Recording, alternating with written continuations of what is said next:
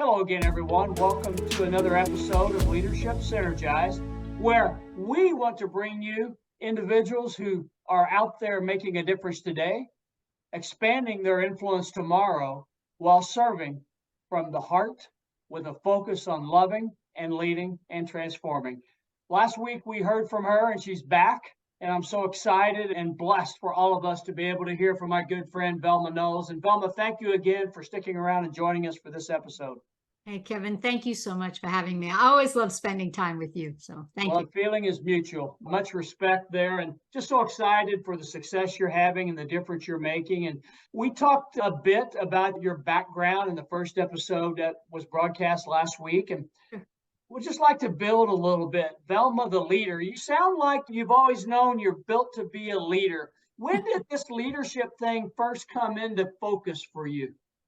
Oh my goodness, that's a great question, because there's a turning point in everyone's life, and I'll go to that turning point to really say when I felt I had stepped into leadership in a way that I should be a leader and would be a great leader.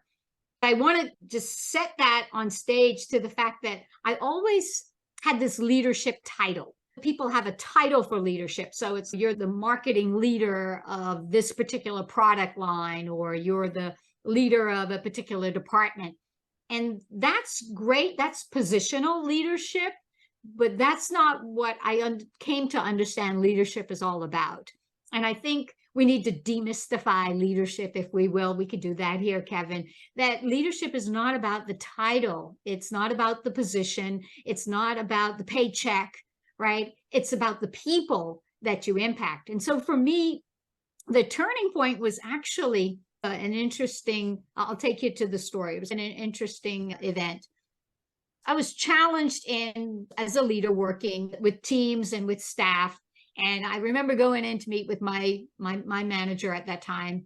And he said, Velma Knowles, you're killing me. And I thought, what? We're doing really great on these campaigns, and marketing is doing well, and we're meeting our budget. What do you mean I'm killing? And he says, you're killing me because you're doing great as an individual, but I need you to build stronger connections. I need you to communicate better with those that you're working with. All these, what is today coined power skills. And I thought, okay. And he says, so what we're going to do is, I believe you have a lot of value, and I'm going to invest in you. And so we're going to send you to training. And I thought, Kevin, yes, I'm going to training, right? This is great. And it's like I'm getting rewarded for being a bad leader. It's silly. But he says, you're going to go to training. And I said, yes, sign me up. And he said, you're going to go to Dale Carnegie. And I thought, that's great. Dale Carnegie. I mean, he's the guy that wrote the book, How to Win Friends, Influence People. I thought, I've nailed it. I'm like Flynn. And he said, and you're going to go this 12-week course. And I thought, can you believe it? 12 weeks. And he said, and it's going to be once a week from 6 o'clock to 9 o'clock in the evening. And I thought, what? Wait a minute. I'm going to have to do it on my time? What about in the middle of the work and that kind of thing? As it would be, I went to training for 12 weeks, and it was at one of those events. You know, when you go to a Dale Carnegie, and I love what they do, and my heart is with them and what they do for others. They've made a transformational change in my life. But what they do is they give a teaching, right? And we learn concepts. And then the next day for the rest of the week, you're supposed to apply those concepts. So Kevin, I would go to class, and then I would learn these concepts, and then the next day I would go to work. And when I would get there, I'd be trying to apply these concepts. And my team would say, oh, here comes the gentler, kinder Velma, right? Because she's been to training. I'm applying the concepts. It was just obvious. It was that much of a change. And one of the evenings that I was in training, I was sharing about a situation that had happened in the office and how I had applied one of the concepts that I had learned. And what I didn't know was at the end of that evening, we were all going to be asked as a group to give a rating for the best speaker. Now, you have to understand that I went to training to Dale Carnegie to tone things down. Most people go to Dale Carnegie to get the confidence and to be able to speak. And I went to tone things down to really build connections and communication because that wasn't my strong suit. It's ironic because the same thing that I struggle with the most is what I teach people today. At that evening, we did this rating, and I thought, I am the worst in this because all of these people are really speaking from their heart. They're vulnerable, and I want to be in charge and be in command because I'm a leader. I had grown during that time from the things that I'd learned with the Dale Carnegie leadership team and my peers in the class. And so we all voted. And Kevin, what ended up happening was my peers voted for me. And I couldn't believe it because one, I didn't expect it. Two, I didn't think I deserved it. And so I was totally thrown off. And what one person said in the class was that they had literally heard this transformation from me over the course of the time together, and that they were at a place where they valued me as a leader. And this person that said it was a supervisor in a manufacturing company. So she was a supervisor on the floor in a manufacturing company. And I thought, wow, I didn't even see it myself. And so sometimes you can think that you are a leader because you have a certain view, certain lens, and it takes training, it takes coaching, it takes development, it takes somebody else that cares enough about you to see that that you have great value, that you need to just sharpen your saw, like Dr. Covey would say, and that they give you that opportunity. And then you'll see other people will start to recognize that in you. So for me, that was a big turning point in where I would say, regardless of the title, the paycheck, and the positions I've had before, it was really at that point in my life that I said, I'm a leader. I'm a leader. People are willing to follow me. What a great story. Thank you for sharing that. And you used a word a moment ago that's really the T in the STILL model, transformation. We hear Yes. that a lot. We hear transition, we hear change. One of your peers in that Dale Carnegie training said to you that they saw the transformation. Yeah. How does one know that the transformation is even occurring, let alone coming to the finish line, if there is such a thing? Yeah, I think that transformation is happening when you learn new concepts and you have this greater awareness. Awareness is the first step, but then with awareness, the fastest way to personal and professional development is one, awareness, and then two, self-acceptance. You have to have self-awareness, then you have to have self-acceptance. You have to accept the fact that you're good in some things, because we all are, and you need work in other areas. And I'm not talking about weaknesses. I'm talking about other areas that are already inside of you that you just didn't know how to express them, how to deliver on them. And for me, transformation happens when you take application. The knowledge is knowing what to do, but wisdom is applying what you know to do. And when you take what you know, the knowledge, and you apply that in your life, you can't help but have a change in transformation.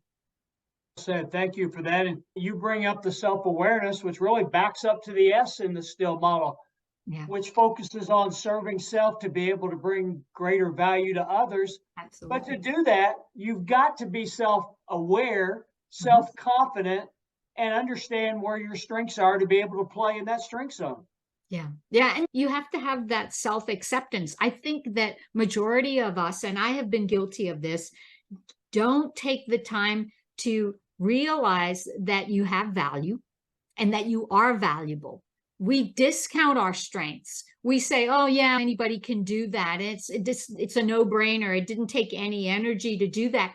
But in reality, it's a part of your DNA. It's what makes you unique and what makes you special. And everyone has strengths that are unique to them. Thank you for saying that. Yeah. The I in the still leadership model, Velma, you and I have just talked briefly about this in the past, but influence and inspiration. It may be the most difficult aspect for a leader at times, given the multiple priorities that most leadership roles, even if it's simply being I say simply, I don't mean it in any derogatory way, but if it's being a parent or a Mhm. spouse or a grandparent or an employee, sometimes those tasks or responsibility areas that we have with that action list, I found have gotten in my way to where I didn't give the respect and attention to the opportunity to influence and inspire. Talk about your experience there. Sure. I would say that for me, when you talk about inspiring one of the and influencing others as an aspect of leadership, I had to learn that leadership is not about you being interesting.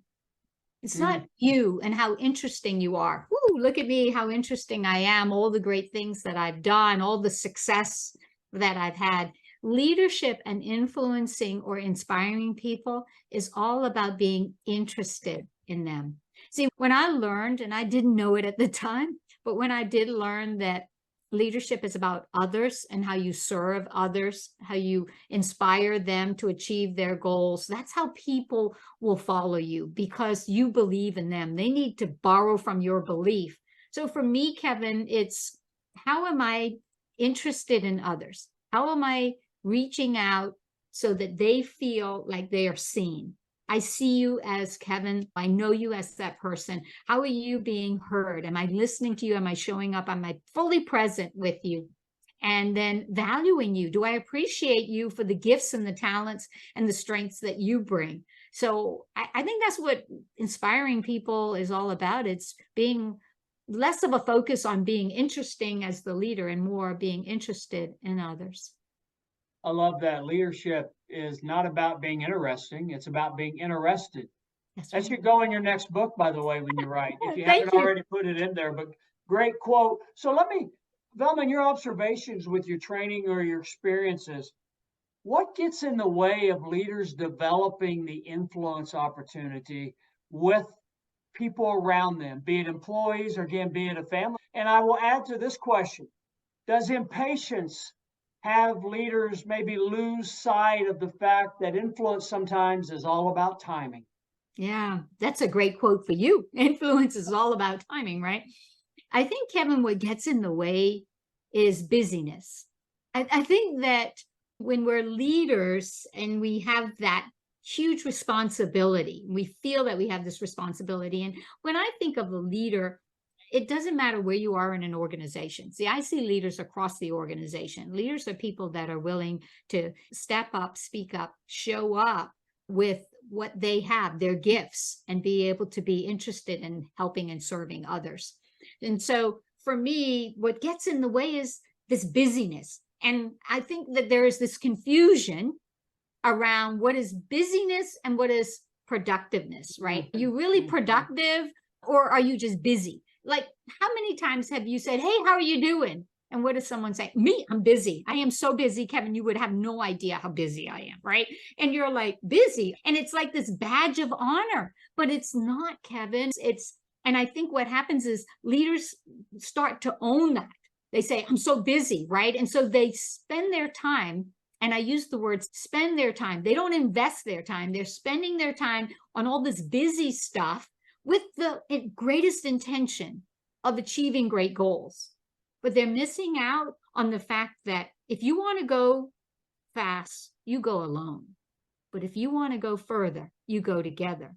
And so you need to inspire those individuals that are right there with you, that have so much talent, so much value, so much will, that want to come along, right? Inspire them. And guess what? You're going to go further than trying to do it on your own.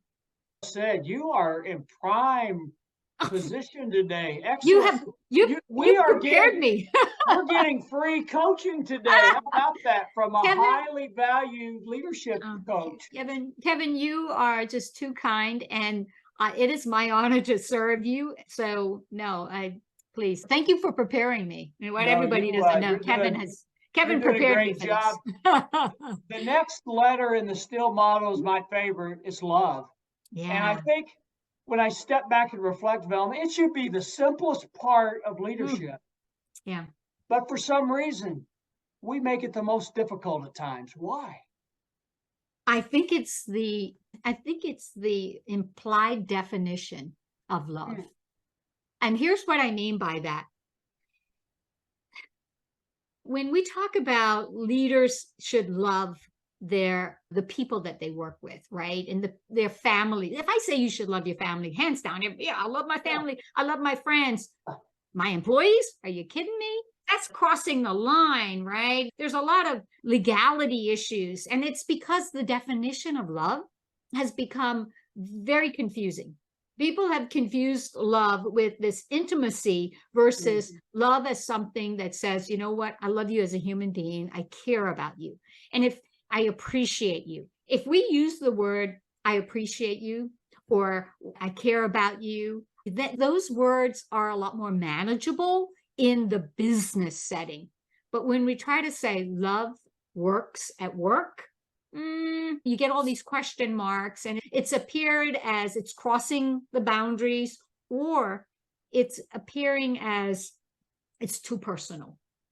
And so then how do I keep that leader versus employee, that relationship? Because I've got to manage that relationship. And yet, what we are seeing and what is happening in our world is that there is no more leader versus employer, right? It is leader and their leader, because leaders should be developing leaders. Yeah. And when you love someone, you want the best for them. And I think if we could just say love works in the work setting when you just focus on wanting the best for someone. You've heard the quote that people do not care what you know until they know how much you care. And I take that word care, and I would challenge myself, and I would encourage everyone listening to take love as a sense of, how do you care for someone? How do you connect with them? How do you appreciate them as an individual and the talents that they bring? How do you respect them as the whole human being, right? The person that's doing the job with the skill, and the person with the heart that has the will. And then how do you encourage them every day? Like, to your word, inspire them. How do you encourage them to be the best version of themselves? So I just, that's what I think about love and how it would work at work. To our earlier discussion we had previously about have we went too far with the data-driven decision making, and we react almost too mechanically at times with our Sure. decisions. I have to believe, and I want to believe in my heart, that one way to turn that back to where we need to get to in the care piece, to your great example a moment ago, is simply to love. And we should be able to say, I love you. And I also see at times that we miss out on those opportunities to influence, to share our care, our love, because we shy away of providing the feedback that someone else truly needs, because we want to soften what we anticipate a reaction might be that could come or couldn't. So I've seen leaders, I've made this mistake, to where I missed out on hitting the mark on developing a relationship by helping connect with more care, more love, and more influence, because of my decision to approach something a little less pointed than maybe where it should have been. Sure. No, and I'm guilty of it. Got to be professional. Yeah. Can't cross that line of personal. And I've been guilty of thinking love is all about personal relationships and not professional. And I think it gets back to the definition of what love is. My friend, we're coming near the end of this episode. Before we go, if there was one piece of advice that you could provide developing leaders today, what would that be? Oh, my goodness. It's my number one thing that I love to share, because I wish someone would have told me this a long time ago. And what I would share with listeners is I would encourage you to think of leadership as an inside job. And leadership it's not necessarily about you, but it certainly starts with you. Because I've come to learn that there's three things in life that everyone wants. Everyone wants to be seen. Everyone wants to be heard. And everyone wants to be valued. And you and I, we could do that for everyone.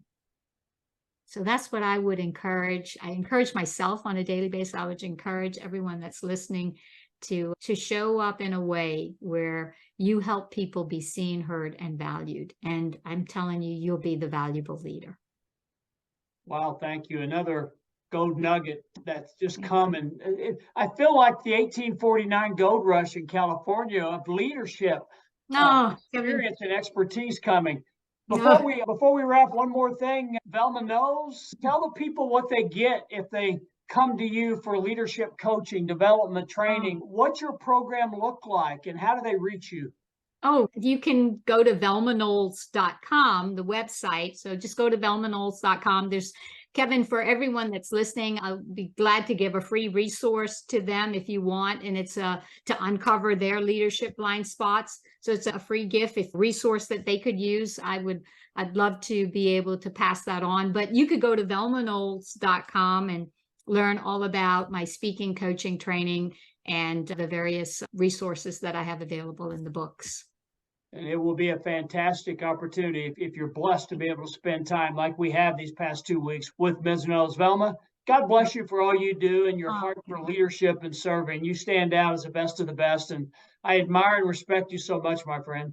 Same here, Kevin. Thank you so much. I consider myself very blessed to have connected with you virtually. And so here's a virtual hug, and can't wait to actually meet you in person. Thank you so much. And I hope you've been able to get something. If you haven't, feel free to rewind or go back and review, because again, Velma has blessed us with a great amount of information and knowledge. I know that I have taken a lot away from these 2 weeks with Velma Knowles, and she is here to serve you. I'm here to serve you. She appreciates you. I appreciate you. And don't forget, still leadership is all about just being still, taking one step forward at a time, and serving others with the highest value you have to offer today. Thank you for joining. Have a great week. God bless. I appreciate you.